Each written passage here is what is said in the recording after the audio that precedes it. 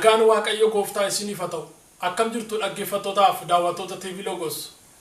Kun tajaajila wangeelaa torbanitti al tokko dilbata ganama sa'aatii 9 kan tamsa'udha. Akkuma kanaan dura yeroo garaagaraatti sagalee Waaqayyoo dubbifannee Waaqayyoon kadhachaa turre, har'as sagalee Waaqayyoo dubbifannee Waaqayyoon walii wajjin kadhannaa. Yeroo sagantaa kana hordoftan jireenya afuuraa keessa taatanii amantiidhaan warri Waaqa hin beeknes akkasumas sagalee kanarraa akkasin dubbii Waaqayyoo barachaa jirtan abdii qabna. Namoonni karaa garaagaraa nu barreessaa nu qunnumaa jirtan Waaqayyo Gooftaan isin haa eebbisu. Jajjabinni keessan itti fufuu jenna. Asumaan sagalee Waaqayyoo keessa har'aa macaafaa mul'ata Yohaannis boqonnaa 3 lakkoofsa 8 hamma 10tti kan jiru walii wajjin ilaallee dhumarratti Waaqayyoon kadhannaa. Mata dureen sagalee kanaaf ani kenne balbala banamaa jedha. Sagalee kanarratti akkana jedhamee caafamee jira. Ergichi ani hojii kee beekaa, ati humna xinnoo qabda, garuu dubbii koo eegdattoo maqaa koo sin ganne. Kunoo ani balbala banamaa fuula kee dura jiru isa namni tokko illee cufuu hin dandeenye siif kenneera. Kunoo warra walga'ii seexanaa keessaayis Yihuudoota utuu hin ta'in sobanii Yihuudoota ofiin jedhan sitti nan kenna. Kunoo isaan kun dhufanii miilla keetti akka kufan, si jaallachuu koo'is akka beekan nan godha. Ati dubbii koo isa obsaan danda'uun sirraa barbaadu waan eegdeef, anis immoo yeroo qorumsi guutummaa biyya lafaarratti namoota lafarra jiraatan hundumaa qoruudhaaf dhufutti isa jalaa akka baatuuf sin eegaa. Ani dafee nan dhufoo namni tokkollee gonfoo mo'ichaa isa kan keetii si duraa akka hin fudhannetti isa qabdu jabeessi eeggadhu jedha.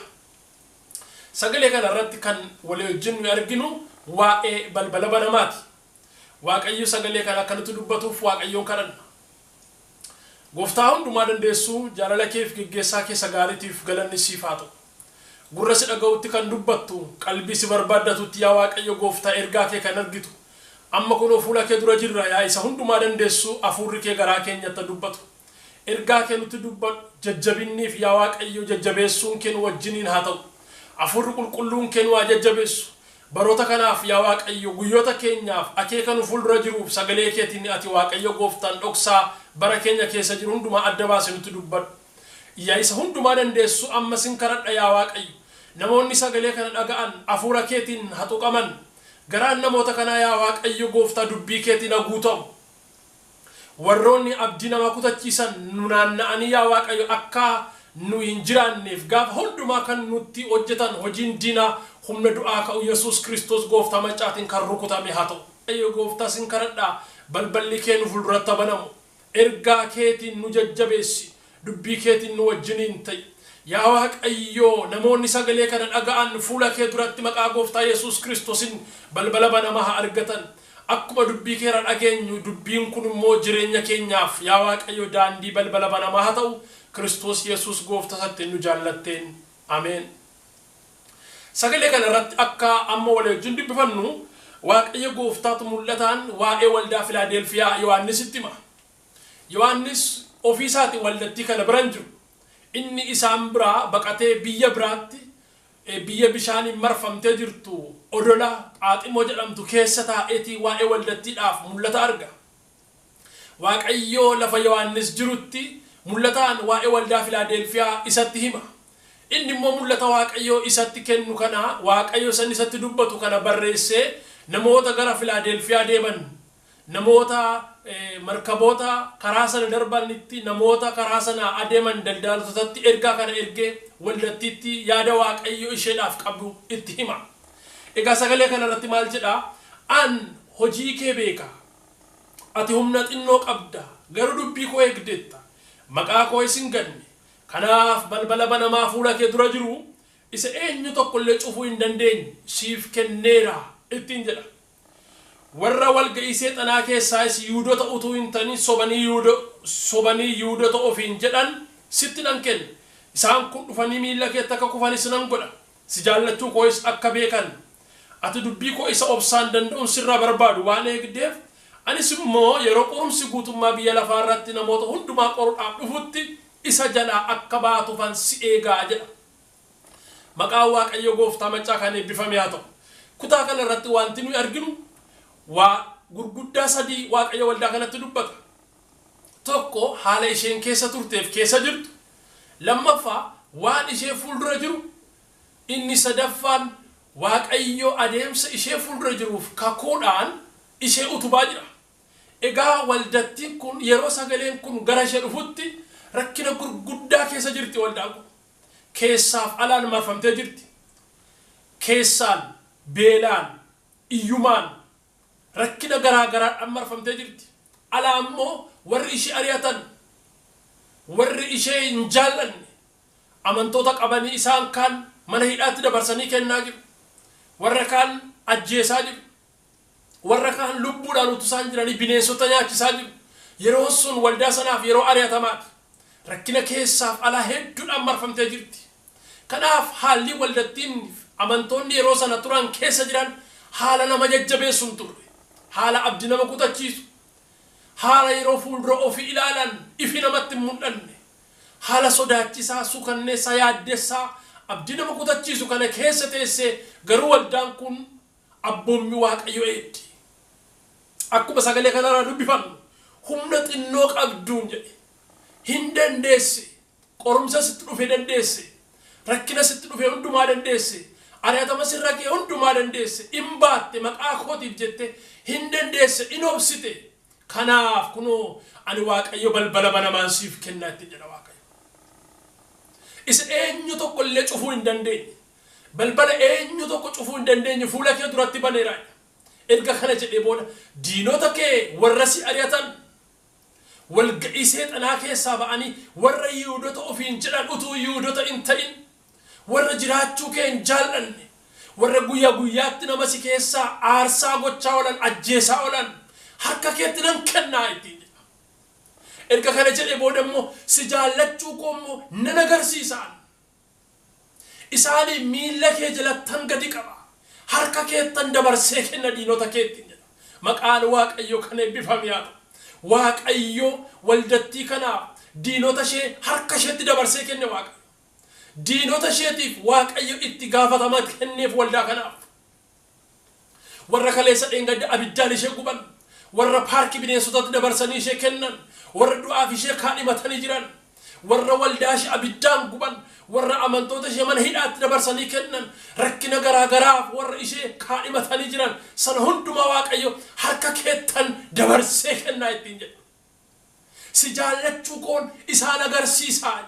Miilla kee jalattan gad isaan qabaa. Harka keettan isaan kennaa. Kanaaf itti gaafatama isaaniyyuu sittan kennaa. Si wajjinan jira ittiin jedha waaqayyo gooftaan. Maqaan isaa kan eebbifame haa ta'u. Waaqayyo egaa baroota keessatti akkasitti ijoollee isaa jajjabeessa rakkina keessatti. Egaa maal immoo jedha waadaa waaqayyo gara fuulduratti waldatti dhaabseenu. Isa amma isheen keessa jirtu duwwaa isa ishee fuuldura jiru duwwaatti dubbateen dhiisu. Gara fuulduraatti jedha yeroo qorumsi guutummaa biyya lafaa irratti dhufu namoota hundumaa qoruudhaaf dhufu isa jalaa akka baatuuf sin eegaa. Waadaa wajjin seene waaqayyo kakuu wajjin seene waaqayyo. Mul'atu Yohaannis boqonnaa 2 lakkoofsa 10 irra waxanii bifattan akkana jedhee waaqayyo waldaa Efesoonitti dubbata. Ari'atami si fuuldura jiru salphaan ta'u rakkina gurguddaa si keessa jira. Ammas namoota baay'ee si keessaa du'atti kennuudhaaf mana hidhaatti kennuudhaaf seexanni si adamsaa jira. Hamma dhumaatti amanamaa ta'i gaa. Ani immoo gonfoo ittiin jireenya argatan siif fideen dhufaa jira. Ulfinni waaqayyo gooftaa isa jiraataa dhaafata.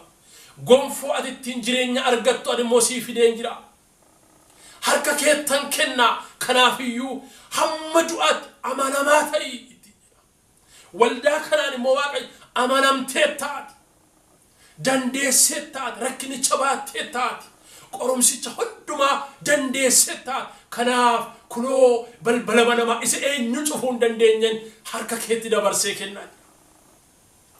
Waaqayyo warra fuula isaa duratti amanaman, warra fuula isaa duratti rakkinaaf, dhiphinaaf, gidiraa hundumaa obsanii isa eeggatan waaqayyo ijoollee isaa hin leeyyaasisu. Waaqayyo ijoollee isaatiif balbala hin bana waaqayyo. Balbala waaqayyo ban eenyuyyuu cufuu hin danda'u.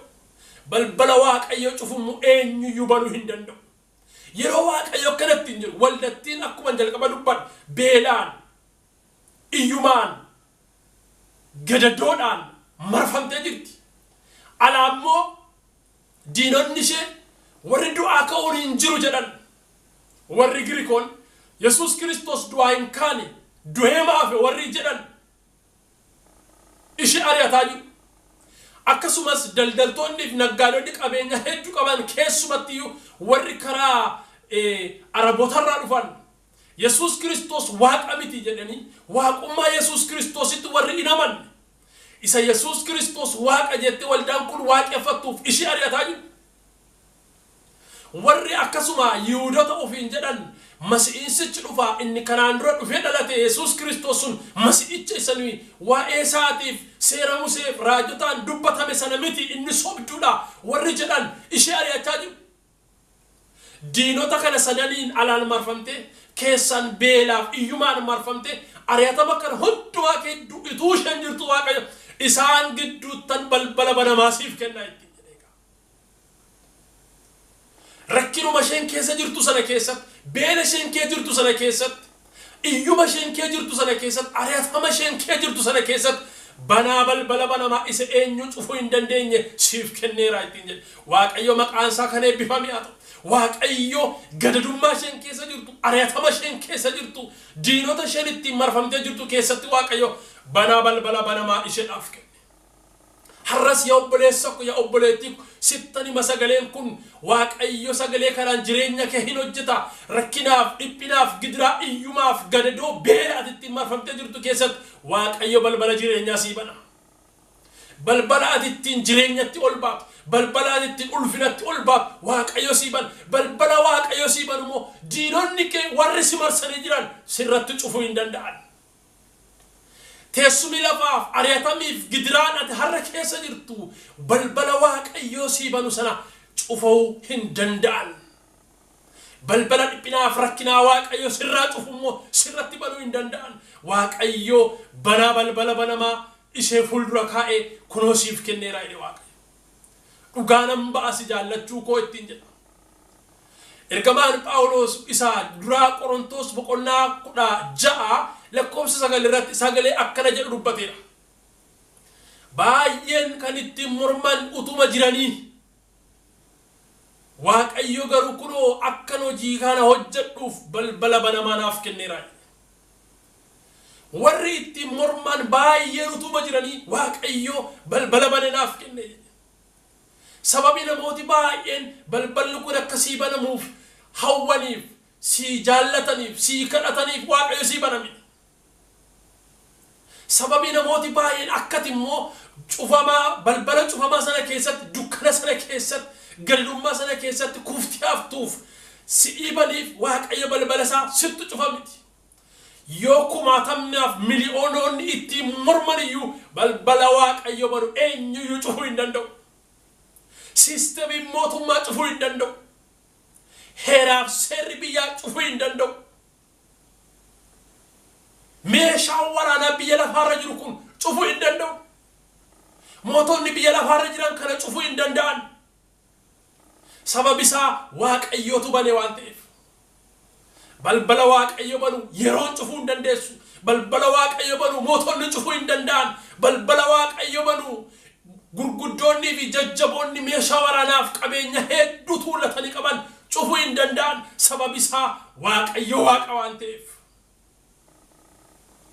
yoo suma isa iyyeessa suma ishee iyyeetti isuma dadhabaa nama humna hin qabne kanaaf waaqayyo balbala yoo bane eenyuyyuu cufuu hin danda'u waaqayyo egaa inni cabsee karaa banuu daandii sii baasa waaqayyo sirratti bana balbala isaa waaqayyo balbala eebbaa balbala jireenyaa sittan dubbadha dhaga'i waaqayyo sagalee kanaan balbala sii banuu qaba baay'ee nutuutti mormanii waaqayyo garuu karaa naa banee ammas Phaawulos maal jedha akka Xiriyoositti dhaqee wangeela lallabuuf jedhe kunoo gaafa achi kee nan arge karaan sun karaa waaqayyo ta'uudha jireenya kee keessatti faana waaqayyo arguuf jirta jireenya kee keessatti adeemsa kee keessatti faana waaqayyo isa si dura adeemu ulfina waaqayyo isa si dura adeemu hin argitaati of duratti arga adeemta sagalee waaqayyo keessatti ammas ba'u boqonnaa 14 lakkoofsa 13 hamma 14tti sagalee Museen ijoollee Israa'elitti dubbadheen kanumaan nan dhaaba Museen akkana jedha ijoollee Israa'eliin yeroo sanatti ijoolleen Israa'el duubaan Fara'oon isaaniin ari'aa jira fuuldura isaaniitiin galaanni diimaa ursaa jira duubatti deebi'uu hin danda'an sababi isaa duubaan kottee fardeen Fara'oontu dhaga'ama meeshaa waraana isaaniitu duubaan didicha duraan immoo galaana diimaatu ursaa jira gidduu kanatti marfama sana hundumaa keessa ta'anii karabaan dhaban achas deebi'anii Musee irratti guungumuu jalqaban wawwaachuu jalqaban yaa Musee ilaa kan nuyi yeroo Misiriin jirru hin baanu asumatti warra Misiriif garboomne isaanumaaf hojjetaa taane jiraachuu wayya jennee sitti falmaa turreef isa kanaaf jedhan kana beenna nuti rakkina kana beenna qorumsa kana beenna gidiraa kana beenna kanaaf sididaa turre amma kunoo nuuf dhumateera lafa onaatti dhumne utuu Misiri keessa tafne irra ta'e nuuf wayya ture jedhanii gungumuu jalqaban yeroo kana Museen sagalee kana isaanitti dubbata akkana isaaniin jedhe warra Fara'oon amma argaa jirtan akka kanatti lammaffaa deebitanii ija keessaniin in argitanii amma isin dhaabadhaatii isa waaqayyo isin fayyisuudhaaf hojjetu hojii waaqayyo of duratti ilaalaa isin gabii argadhaa waaqayyo isiniif darbee illolaa waaqayyo isiniif darbee illolaa isin gabii argadhaa eenyu laataat namni jireenyi kee akka kanatti goolamaa jiru abdiin jiru namni jettu karaan ba'umsaa jiru namni jettu marfameen jira namni jettu waraanaan marfamee jira namni jettu beeraan marfamee jira namni jettu iyyumaan marfamee jira namni jettu karaan ce'umsaa hin jiru namni jettu dhumateera kanaan booda karaan biraan jiru daandiin biraan jiru kun isa dhumaati namni jettu jirta jireenya kee keessatti waaqayyo akkana siin jedha karaan jira siin jedha waaqayyo balballi banamee jira siin jedha waaqayyo dhiphinaaf gidiraa amma keessa jirtu kana keessaa buteen si baasa jedha waaqayyo hin bana waaqayyo balbala isaa sirratti balballi waaqayyo olii gadi banama wanti gararraadha olii gadi dhufummoo iddoo ati jirtutti si argata wanti olii dhufu lafati jirtutti si argata yoo dachaa keessa jiraatte yoo gaararra jiraatte yoo lafa onaa keessa jirtate yoo walga'ii namaa gidduu jirtate lafati jirtutti si argata sababi isaa olii gadi dhufa waan ta'eef gaarri isaan daangessu galaanni isaan daangessu gadi bu'insi sululli isaan daangessu waaqayyo dachaa dhiibuu gadi fagooti keessa jirtu kiyaa bute ol si baasa ol si baasa waaqayyo gara balbala banamaatti lafati jirtutti sirratti bana waaqayyo balbala isaa yoo diinota gidduu jirtate yoo rakkinaan marfamtee jirtate yoo lafa onaa keessa jirtate yoo beelaan marfamtee jirtate yoo diinota kee hedduudhaan marfamtee jirtate iddoo mati jirtutti si argata balballi waaqayyo haalleluuyaa lafati jirtutti dhufee waaqayyo balbala kana keessatti si boqochiisa egaa waaqayyo baroota keessatti ijoollee isaa boqonnaa haaraatti ceesiseera waaqayyo boqonnaan tokko dhumuudhaaf yeroo jedhu qorumsa isaatu baay'ata boqonnaan tokko xumuramuudhaaf yeroo jedhu gaaffiin nama gaafate darbutu baay'ata wal'aansoo isaatu baay'ata qorumsa isaatu baay'ata boqonnaan haaraa banamuudhaaf yeroo jedhu boqonnaa haaraaf boqonnaa dhumaa jiru gidduu qorumsa hedduutu jira wal'aansoo hedduutu jira dhukkuba ta'uu danda'a ari'atama ta'uu danda'a waa hedduu ta'uu danda'a giddatti sanatti garuu waaqayyo sii mul'ata yeroo walankaaktu sana keessatti garuu waaqayyo harka isaatiin siif argama waaqayyo egaa yeroo waaqayyo sagalee amma dubbadhu kana waldaa Filaadelfiyaatti dubbatu yeroon sun yeroo akkasiiti yeroo walankaaktuudha yeroodhaaf dhumateera jedhan. Yeroo itti gaafas Daawit Waaqayyoon akkana jedhe, anaaf du'a gidduutti tarkaanfii tokkotu hafee jira. Tarkaanfii tokko lafa nama jiru miilla fuunaan du'atu na eeggata. Du'atu balbala koo jira. Diinota koo na marsee jira. Bitaa mirgaan duraaf duubaan marfameen jira. Faana tokkitti lafan jiru tarkaanfii tokkitti yoo miilla koo kaase anaaf dhumateera. Kanaaf karan itti ba'u hin qabu jedhe. Waaqayyo Daawitii fi du'a gidduu tarkaanfii tokko hafte sana gidduu dhufee gale. Siif du'a gidduu hin gala Waaqayyo. Siif diinota kee gidduu hin gala Waaqayyo dhumarratti. Siif warra si ari'atan gidduu hin gala Waaqayyo dhumarratti. Siif billaa warra sitti qaratan kana gidduu hin gala Waaqayyo dhumarratti. Kanaaf doorsisa diinota kee ilaalteen sodaatin. Sagalee naannoo keetti dhaga'amu ilaalteen sodaatin. Sagalee roorroo, sagalee abdii kutannaa, sagalee diinni ittiin si jeequ sana dhaggeeffattee hin sodaatin. Isaan du'aniiru. Sagalee du'aati. Sagalee du'aati, du'aniiru isaan. Siif garuu Waaqayyo balbala banee balbala boqonnaa haaraa ati keessatti jalqabdu Waaqayyo sitti butee jira. Haalleluuyaa. Maqaan Waaqayyo gooftaa kana eebbifame haa ta'u. Balbala ati keessatti aara galfattu. Balbala ati keessatti jireenya jalqabdu. Balbala ati keessatti kakuu keerraa dhandhamachuu jalqabdu. Balbala Waaqayyo sii banu keessa diinonni keessi wajjin ittiin ci'an. Balbala Waaqayyo sii banu keessa rakkinni kee inni boqonnaa darbee kee si wajjin hin dhufu. Rakkina keessana boqonnichuma keessatti fixee dabarta. Ari'atama sana achumatti fixee dabarta. Diinota sana achumatti fixee dabarta. Waaqayyo siin qofaa fuudhee gara eebba sanatti si buta. Kana jechuun biyya lafaarraa rakkinni dhumata jechuu miti. Gulantaa ati geessutti wal'aansoon hundumtuu hin jiraatu. Isaanis sababi jiraataniif qabu. Sunis gulantaa geesse irratti akka ati hin hafne. Gulantaan kun isa dhumaati. Sadarkaan kun anaaf isa dhumaati. Jettee akkuma achitti of daangessitee hin hafneef achittis wal'aansoo si duukaa dhufa. Achiis dhiibanii kan biraatti si butu. Achiis dhiibanii kan biraatti si butu. Inuma si dhiibu gara eebba keetti. Inuma si dhiibu gara kakuu keetti. Inuma si dhiibu gara mul'ata keetti. Inuma si dhiibu gara galma keetti. Inuma si dhiibu.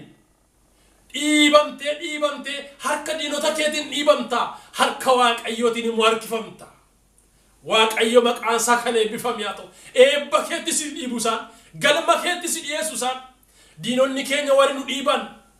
Warri karaa hundumaa nu dhiiban. Hubadhaa qobaa isaanii nu dhiibaa jiru miti. Kakuu Waaqayyoo wajjin nu dhiibaa jiru.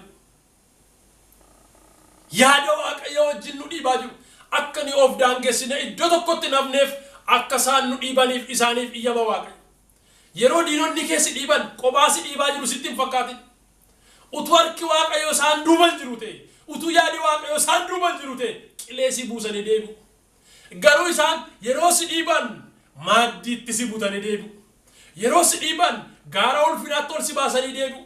Yeroo si dhiiban isaan burqaa Waaqayyo waa'ee keetiif dubbate irra si buusanii deebi'u. Yeroo si dhiiban isaan galma keetti si butanii deebi'u.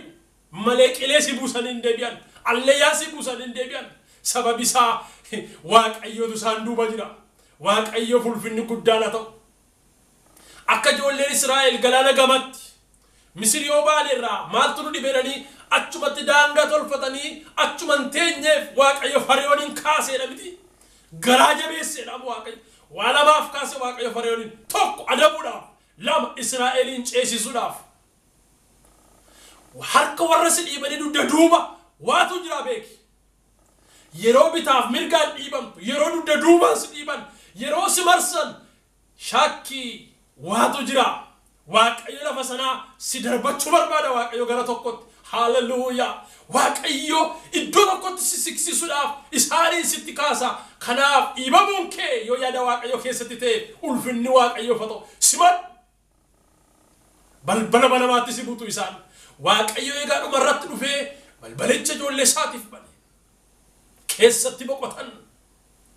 Hubadhu arras namni abdiin hin jiru jettu. Furmaati biraan jiru warri jettan. Waaqayyo karaa ofii isaatii qaba. namni mala fixeera jettu, namni humna fixeera jettu, namni kaakuu fixeera jettu, namni ani bara fixeera jettu. Waaqayyo akeeka haaraa qaba. Hin dhumu harka Waaqayyo keessaa eebbi. Hin dhumu harka Waaqayyo keessaa ulfinni. Hin dhumu harka Waaqayyo keessaa jireenya. Hin dhandhamatta jireenya gaarii harka Waaqayyo keessaa. Itti siqi gooftaa Yesuusitti. Namni Yesuus Kiristoos kan hin beekne jireenya harka Yesuus jiraatti siqi. Balbala banee ijoollee isaa boqochiisaa inni. Torban qabaaf qoraattii gidduutti Waaqayyo ijoollee isaa boqochiiseera. Har'as Waaqayyo si boqochiisa. Waaqayyo amala isaa keessatti dhumarratti dhufa Waaqayyo. Dhumarratti ergati tooftaa kee fixxee, ergati mala kee fixxee, ergati dinagdee kee fixxee, ergati waan hundumaa kee waan qabdu dandeettii kee hundumaa fixxee kun anaaf isa dhumaati lafati jettutti Waaqayyo dhumarratti achi as ba'a. Dhumarratti dhufa Waaqayyo. Kun amala Waaqayyooti. Lafa namni si gateetti, lafa hiriyyaan si gateetti, lafa maatiin si gateetti, lafa fayyaan kee si ganeetti, lafa waan hundumtinuu si ganee si gatanii si dhiisanitti iddoon isheen dhumaa sun lafatti Waaqayyo argamudha. Bakki ishee dhumaa sun lafa itti Waaqayyo siif mul'atudha. Kanaaf fittee dhumarra geera namni jettu ittaanee kan jiru harka Waaqayyooti. Ittaanee kan jiru balbala Waaqayyooti. Sagalee kanaan Waaqayyo har'a jireenya kee hojjeta.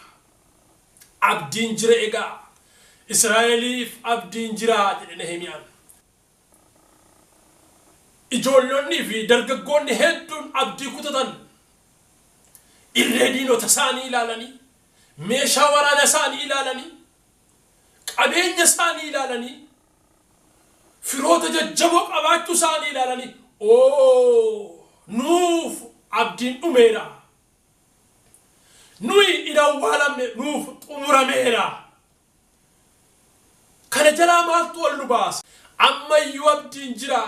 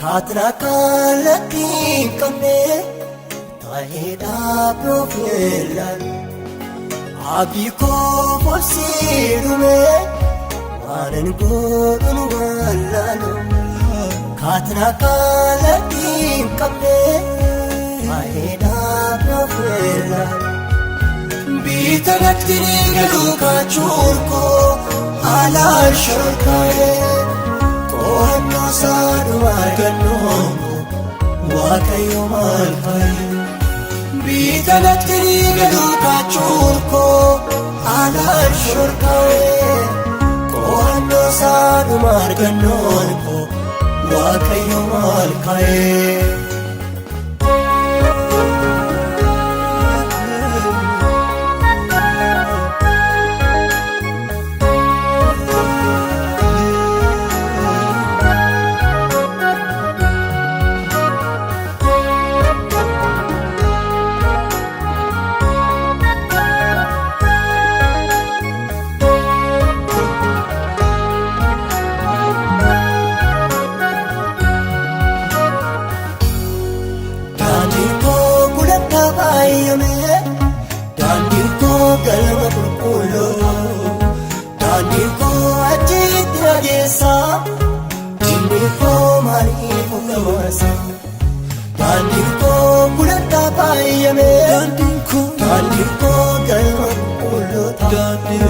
Dandiko ajit nagisa, Dandiko amasa akasani agaku murto sani murto fele sani yamsisa esa kesa golko akasati agaku murto sani murto fele sani yamsisa esa kesa golko abiko fosirume wanan godun wallalo katra kalatin kamne taheda profilal abiko fosirume wanan godun wallalo katra kalatin kamne taheda profilal Bitanatri galuka churko anar shurkae Kohanno sadu marganonko wakayo malkae Bitanatri galuka churko anar shurkae Kohanno sadu marganonko wakayo malkae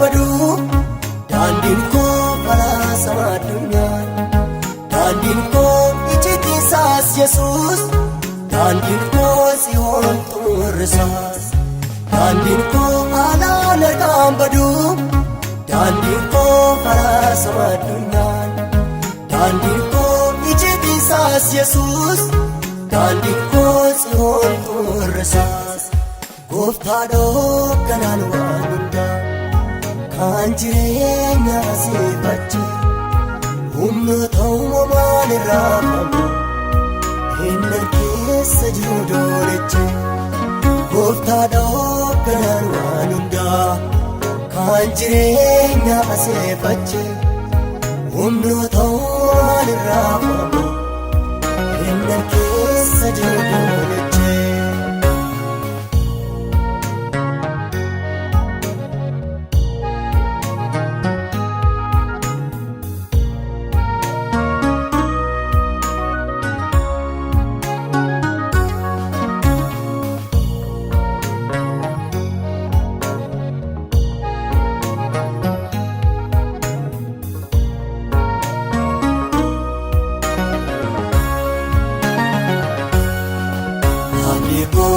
Serume wanan godun wallalo kana kalatin kamne taheda profilalo abiko serume wanan godun wallalo kana kalatin kamne taheda profilalo Jirenya ko barigafa Inanda barse goftan Gandamar pamedesat Naolcha yoni boskara Jirenya ko barigafa Inanda barse goftan Gandamar pamedesat Naolcha yoni boskara Serume wanan godun wallalo kana kalatin kamne taheda profilalo abiko serume wanan godun wallalo kana kalatin kamne taheda profilalo Jirenya ko barigafa Inanda barse goftan Gandamar pamedesat Naolcha yoni boskara